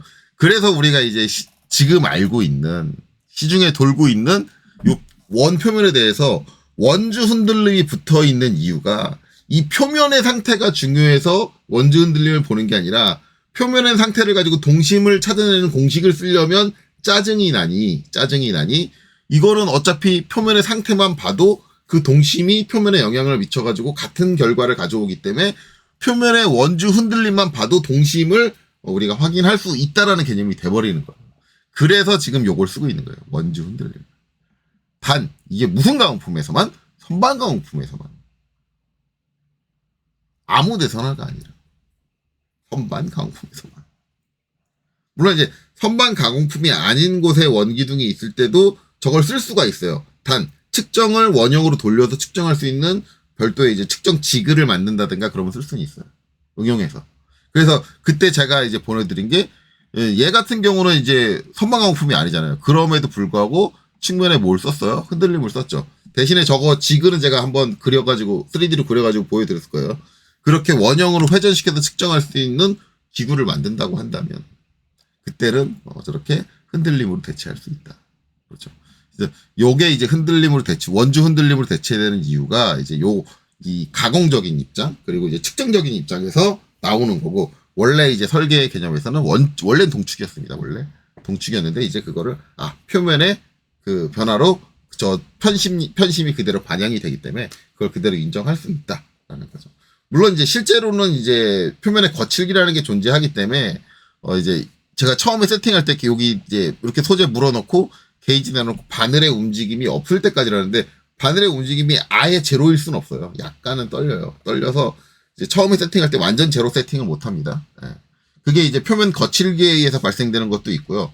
그 다음에 작업자가 제로로 수렴되는 세팅을 할 수 없다라는 현실적인 괴리 때문에 그렇기도 합니다. 두 가지가 섞여가지고 어쨌든 그 바늘의 흔들림이 최소한이 될 때까지 맞춰요. 일단 가공 작업자는 중심을. 그래서 이제 가공을 하는 거죠. 어쨌든 이제 그런 개념이 된다. 그래서 이제 여기서부터는 이제 솔직히 말하면 이제 가공기의 원리상으로는 이 동축이라든가 이걸 확인할 필요는 없지만 어쨌든 여기서부터 중요한 부분이기 때문에 C5 정사기 들어간 부분은 중요한 부분이기 때문에 도면상에 명기를 합니다. 여기는 얼마 이상 어떻게 돼야 돼. 근데 가공 입장에서 여기서 동심을 이제 그러니까 원주 흔들림이죠. 이제 동심 원주 흔들림으로 대체해서 표현을 한다면 L이 AD 이렇게 되겠죠. 5mm 빼고 그 다음에 주석 엔터, 그 다음에 이제 문자는 옵션 엔터, 그 다음에 공차 T 해주고 여기서 이제 원래는 동시축이 들어가야 되나 뭘로 바뀌었다. 여러 가지 앞에서 제가 설명했던 그 개념으로 원주 흔들림으로 바뀌었다. 원주 흔들림. 그 다음에 이제 공차 값에 이제 원주 흔들림이니까 여기서 뭐가 빠져요? 파이가 빠져요. 네, 파이가 안 들어가고 표면의 상태를 보는 거기 때문에 파이가 빠집니다. 그래서 공차 값에서 파이가 빠지고 대신에 이제 여기서 공차 값은 같은 값이 들어가도 돼요. 여기 아까 얘기했죠. 같은 값으로 수렴이 되는 거. 아까 확인했으니까. 그럼 이제 여긴 12파이에 H6니까 이제 12파이에 18 H5 그렇죠?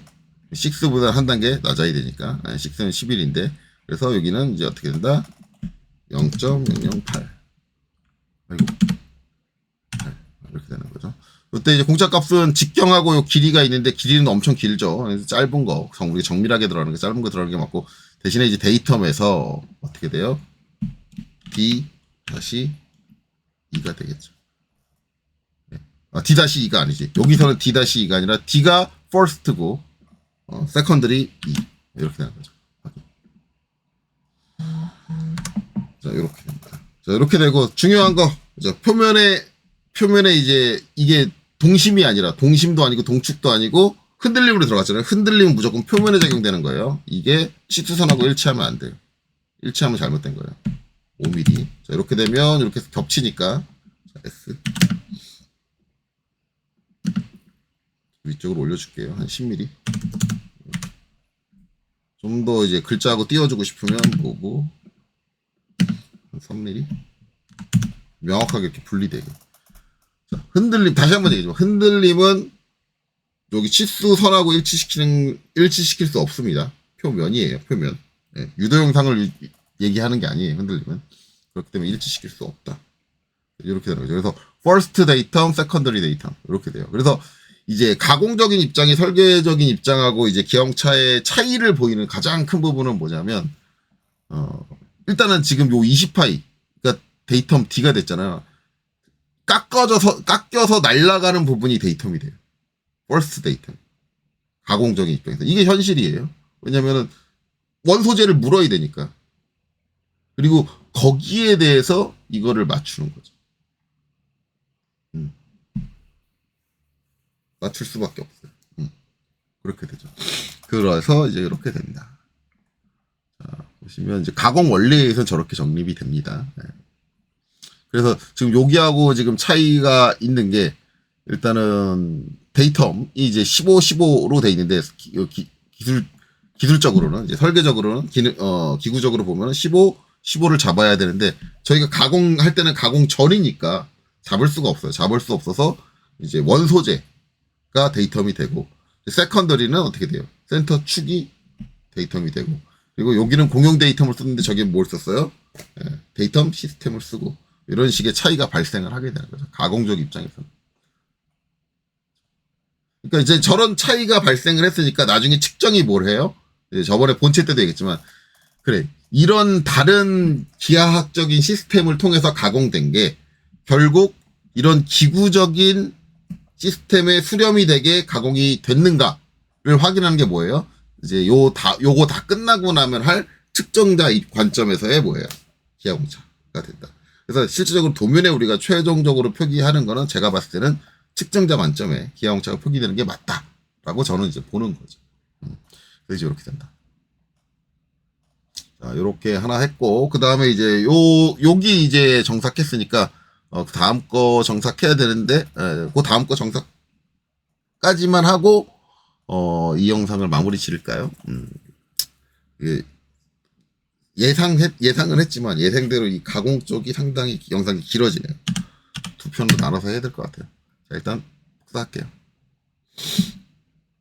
복사해서, 이렇게 하나의 시스템이 나왔고, 여기서 이제 추가적으로, 여기 정삭했으니까, 그 다음에 이제 여기도 정삭해야죠.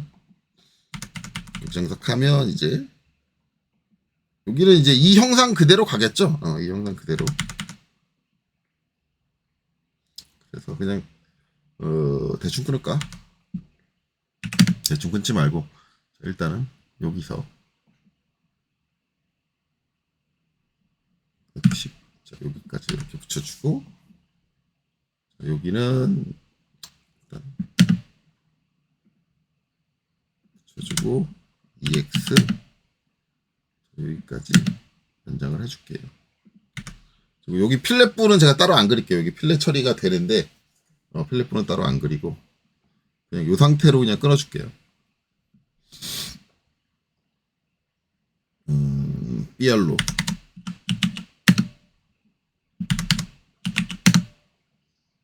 여기 중간에서 이제 여기까지 끊고, 그 다음에, 여기서는 여기 중간에서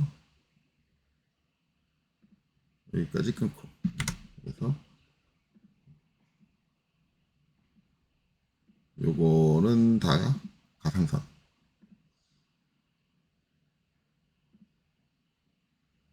이렇게 되는 거고, 그 다음에 이제 요거를 밀어.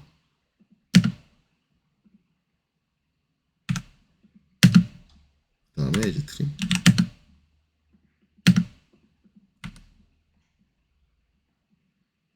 트림.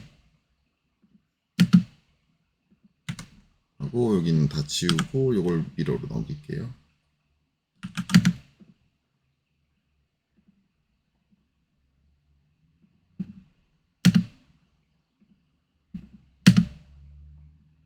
여기 가공 길이를 제가 여기서 정삭에서 제가 표현 안 했네요. 가공 길이는 표현해줘야지. 죄송해요. 요거 할 때도 요 가공 길이는 표현을 해줘야지. 여기까지. 여기는 이제 0.5가 안 빠진 제대로 된 치수가 나오겠죠.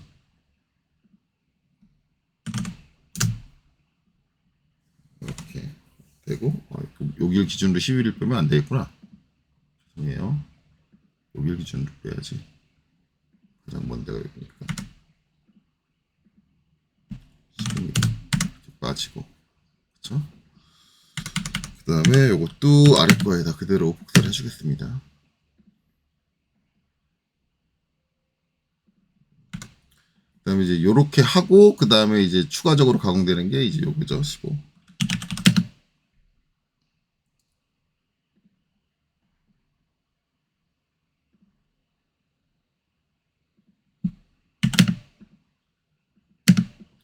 자, 여기도 이제 길이, 그 다음에 MA, 파일을 붙여주고, 그 다음에 여기 15는 이제 우리가 기어 맞춤 공차가 JS5였죠.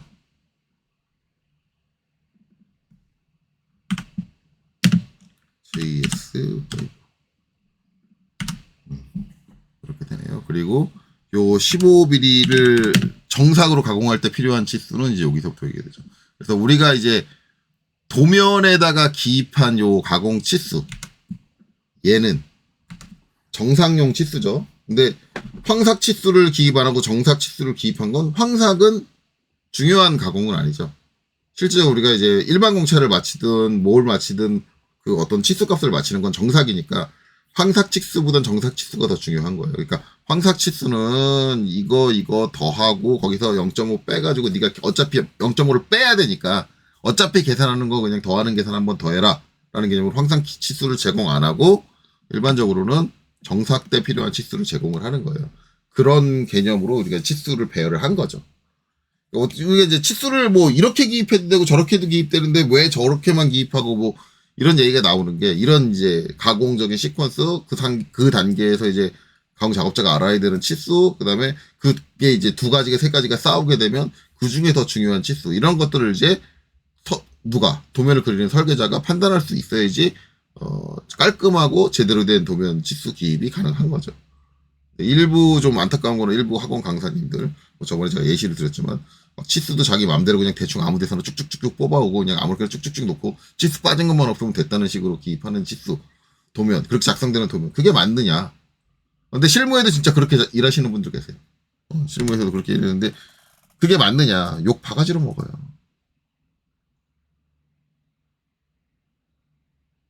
그거는 아니죠. 도면이면 도면답게 어느 정도 기준이 있고, 명확한 기준이 있고, 정리된 형태가 있고, 그런 것들이 다 있어야 되는데, 그렇지 않고 이제 막 그렇게 대충 작업하는 거는 아니다. 라고 뭐 저는 생각합니다. 어쨌든 이제 여기 정삭이 되고, 이제 요 정삭 쪽에도 기하공차가 붙어야 되니까 지금 요렇게 붙여놓으면은 좀 이게 좀, 얘만 따로 있을 때는 상관없는데, 요 상태에서 같이 있을 때는 좀 아닌 것 같네요. 그래서 이건 좀 옮겨줄게요. 얘가 반대쪽으로 가야 될 것 같아요. 이렇게. 지금 다른 거 걸리는 건 없으니까. 반대쪽 이렇게 오고, 좀 낮춰주는 게 좋을 것 같아요. 아래까지 이렇게 낮춰주자. 왜냐면 요 사이에 또 하나 들어올 거기 때문에 여기도 치수랑 딱 일치시키는 게 아니기 때문에 사이로 하나 들어올 거기 때문에 이렇게 해주는 게 나을 것 같아요. 자, 어쨌든 이제 여기도 정삭이 이루어진다. 그러면은 이제 얘도 마찬가지로 중요한 부분이니까 어떻게 돼요? 똑같이 이제 기하공차가 들어가야겠죠. 그래서 AD, 자 여기서 땅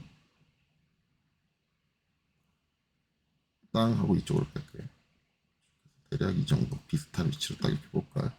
이렇게 하고 그 다음에 주석 A, 그다음에 옵션 엔터, 공차 T.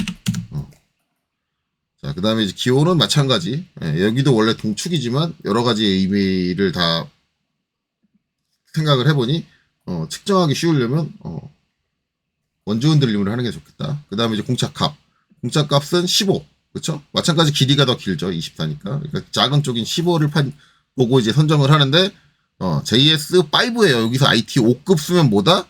에러다. 일반 공차를 뭐하러 기입을 하냐? 그게 되는 거예요. 그래서 이거는 JS5이기 때문에 5급을 못 쓰고 뭐예요? 그보다 한 단계 낮은 4급을 써야죠. 그래서 0.005 당연히 흔들림으로 하고 있으니까 파이는 못 붙이고, 그 다음에 데이터는 똑같이 들어갈 거예요. 자, D가 first, 그렇죠? 지금 고정된 상태가 바뀌진 않았잖아요. 똑같이 고정하고 있잖아요.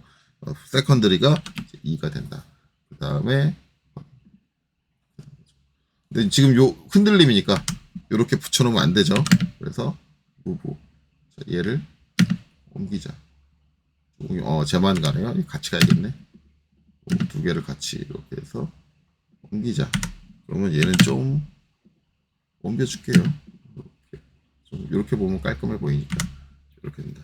그래서 여기는 이제 이렇게, 여기는 이렇게.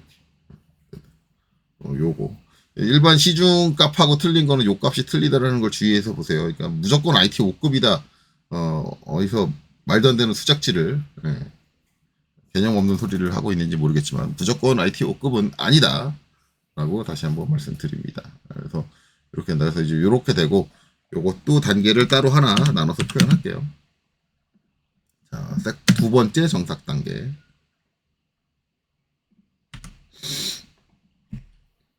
그래서 여기서는 이제 안쪽 거를 이제 지우고 표현해야겠죠.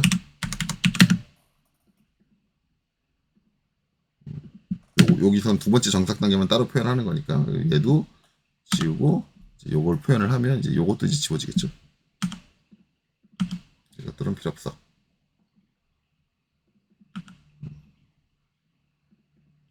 이렇게. 그래서 이제 이렇게. 그래서 이제 이공정과 이공정이 있는데 이제 그걸 합쳐서 표현하면 이제 이렇게 표현되겠죠. 이렇게 표현되고 이제 여기서 정삭 단계가 한 단계 더 있죠. 한 단계 더 있습니다. 뭐냐? 정삭이니까 이제 19파이. 대략적으로 이제 여기 기준을 해서 1, 2mm 정도 더 가공되게 해요. 그래서 저는 한 2mm 정도 띄울게요. 2mm 정도 띄워가지고 가공되게 하고 그 다음에 이제 여기는 요 끝단을 맞춰야 되니까 그래서 이렇게 해서 이렇게 오겠죠. 그래서 트림 정리하면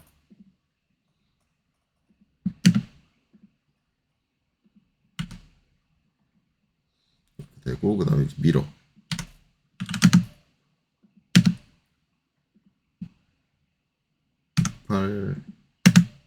이렇게 되고 그 다음에 여기서 BR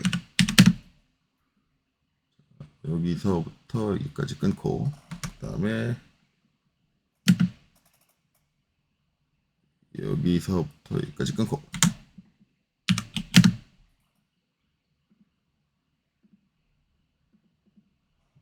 이렇게 하고 그 다음에 반대쪽은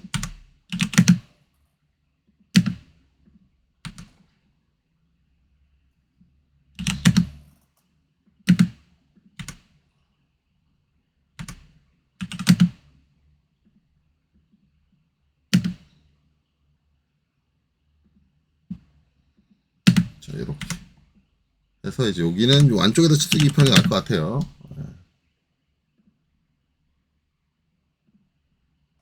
19 MA 파이는 갖고 오고 얘는 끼워 맞춘 공차가 없죠. 중심선하고 섞여 있으니까 선택하고 컨트롤 1번 여기서 채우기 색상을 배경으로 놔서 중심선을 가리게 이렇게 처리를 해주면 되겠죠. 19파이.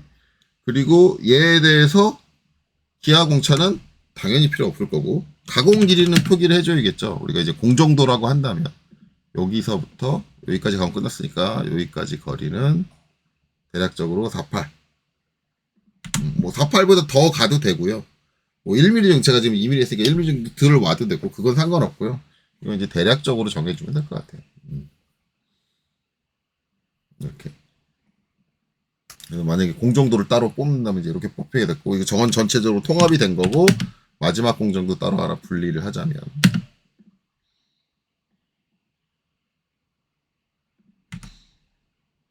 이제 이것들은 다 지워지고 그 다음에 이제 이것도 지우고 이것도 지우고 이것도 지우고 이렇게 되겠죠. 이것도 다 지워야겠죠.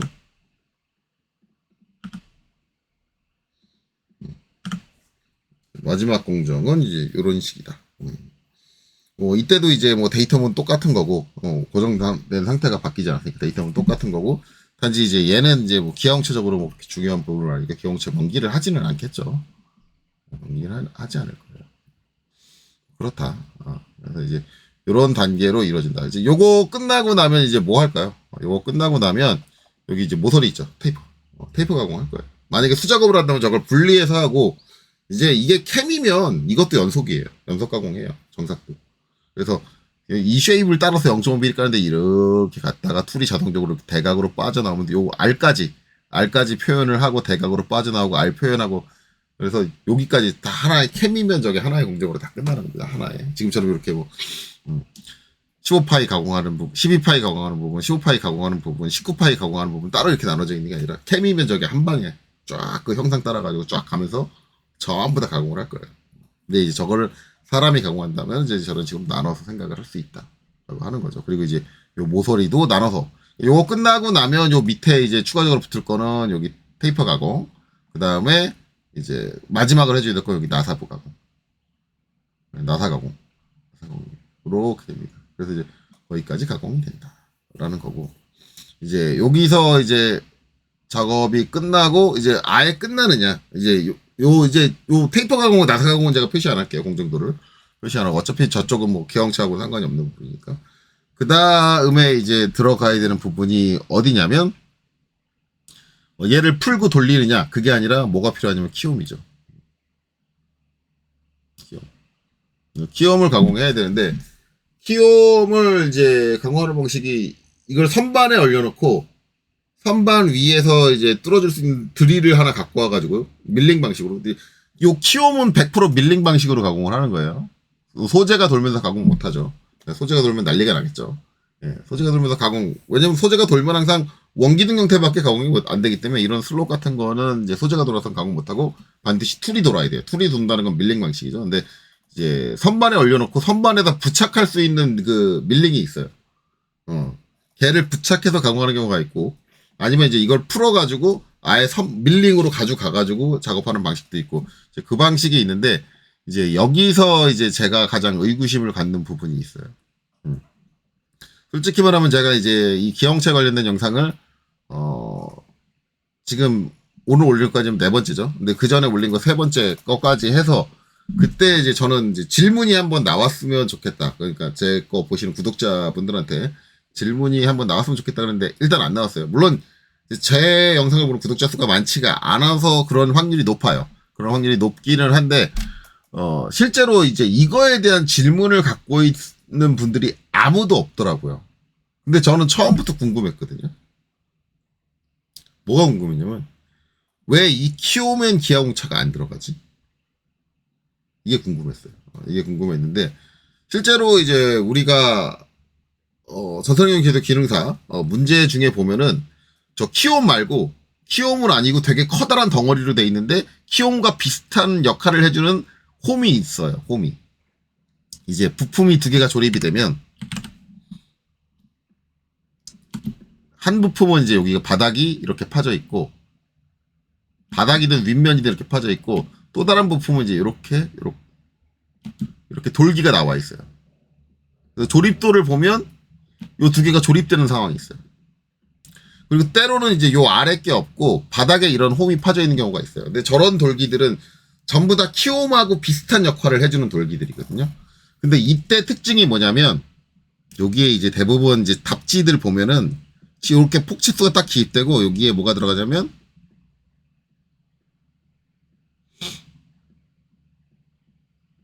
배칭도가 들어가요.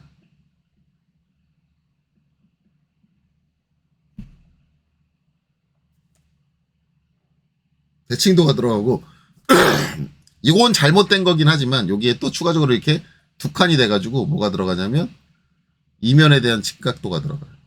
이것도 표기가 잘못된 거죠. 여기다 치수하고 일치하게 해놓으면은 이면에 대한 직각도는 아닌데, 중립에 대한 직각도인데, 근데 이건 중립에 대한 직각도를 쓰는 게 맞습니다. 저 측면에 대한 직각도는 아니고.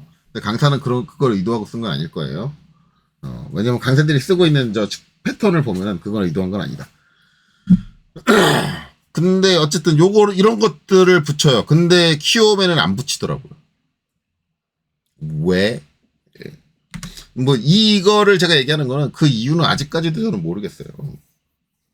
그러니까 제가 알아서 얘기를 하는 게 아니에요. 몰라서 얘기하는 거예요. 그래서 혹시라도 이제 저 키움에 관련된 기술적인 이제 정확한 부분을 알고 계신 분들은 답변을 달아주시면 좋겠어요. 원래대로 하면은 키움은 저게 기형차가 들어가는 게 맞아요. 왜냐하면 키움이 끼워 맞춤이 만약에 헐거움이다. 키움의 끼워 맞춤이 헐거움이라는 걸 전제를 한다 그러면 기형차가 굳이 안 들어가도 된다라고 저는 생각을 하거든요. 왜냐면 헐거움은 이제 여유가 있고, 여유가 어떤 이제 틀어진 부분이나 그런 것들을 커버해 줄 수 있기 때문에 일반공차 범주내에서 틀어졌다고 하면은 어차피 키움은 끼워 맞춤을 갖고 있고, 끼워 맞춤 내에서 기형차적인 일반공차가 정해질 테니까 커버할 수 있겠지라고 생각을 하는데, 키움은 거의 여러분들 보시면 아시겠지만 전부 다 보통 끼워 맞춤이에요. 보통 끼워 맞추면 운이 좋으면 틈새가 있어가지고 그 틀어진 거를 좀 잡아줄 수 있는 여유가 있는데, 허용해줄 수 있는 여유가 있는데, 이게 좀 운이 안 좋아가지고 죬새 쪽으로 가면, 억지 끼워 맞춤 쪽으로 가게 되면은 그때는 그 오차를 허용해줄 수 있는 여유를 못 갖게 되거든요.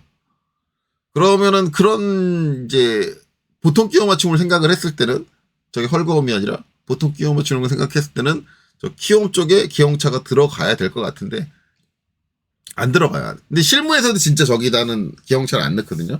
기용차 안 넣고 굳이 그렇게 중요하게 생각하지도 않고 끼워 맞춤 공차도 안 써요. 안 쓰는데 이제 제가 예상하고 있는 이제 그건 있어요. 어차피 저 키움에 사용되는 툴은 정해져 있어요. 이미 툴이 정해져 있기 때문에 그 툴로 가공을 해버리면 문제가 없다라는 개념으로 접근하는 것 같아요. 그리고 실제로 실무에서 가공했을 때 키움에다 그렇게 뭐 기형차를 안 주고 치수를 대충 주고 그러고 줬어도 문제가 되는, 대충 줬다라는 건 줘야 될 치수를 안 줬다는 건 아니에요. 그러니까 공차적인 부분, 공차적인 뭐 치수들을 좀 대충 줘도 다 문제없이 사용되는 거 봤던 걸 보면은 저 키움은 이제 공식적으로 어차피 사용될 툴도 정해져 있고 방식도 정해져 있고 다 정해져 있기 때문에, 그러니까 문제가 안 생기니까 굳이 거론하지 않는구나 라고 제가 뇌피셜로는 생각을 하고 있어요. 제 개인적인 뇌피셜이에요. 이게 뭐 어디 더 이론서에 나와 있고 그런 거 아니에요. 근데 이론적인 개념으로 접근하자면 키움은 끼워 맞춤이 보통 끼워 맞춤이고, 그렇다면 어떤 오차를 맞출 때 정밀하게 제어될 필요가 있는 부분이기는 하거든요. 최소한 이 끼워 맞춤 요 폭에 대해서는, 4mm N9 요 폭에 대해서는 요 센터의 위치가 요 중심축과 딱 평행한 위치에 있어야 되며, 그런 것들이 딱 정의가 돼야 되는데 없더라고요. 그래서 최소한 이제 뭐 얘도 대칭도가 들어간다든가, 이 중심축에 대한 대칭이 뭐 15mm면 15mm 아니면 이제 요 12파이에 뚫리는 거니까 12파이에 정확히 말하면 12파이가 되는 게 맞죠. 12파이의 축선을 데이텀으로 잡고 거기에 대해서 뭐 대칭도가 들어간다든가 뭐 그런 게 필요하다고 생각을 하는데 일절 없어요. 그게 왜 그런지는 모르겠는데, 그게 제가 이제 그래서 제 나름대로는 거기다가 막 대칭도를 넣고 막 그러고는 싶지만 일반적으로 그렇게 안 쓰이니까 그것까지는 하진 않을게요. 근데 여러분들도 한번 고민해 보세요. 도대체 요 평행키에는 도대체 왜 끼워 맞춤 기형차가 안 들어가는 거야? 이런 것들은 여러분들도 한번 고민해 보시면 좋을 것 같아요. 그리고 혹시 그거에 대한 진짜 객관적인 근거를 갖고 알고 계시는 분이 계시다면 댓글로 좀 남겨주셨으면 좋겠습니다. 아니면 뭐 저한테 연락처가 제가 공개가 안 돼 있구나. 어쨌든 댓글로라도 아니면 메일로라도 알려주셨으면 감사하겠습니다. 자, 그래서 이번 영상은 여기서 끝내고 나머지 가공에 대해서는 이제 다음 영상에서 이어서 하도록 하겠습니다. 여기까지 보시느라 수고 많으셨습니다.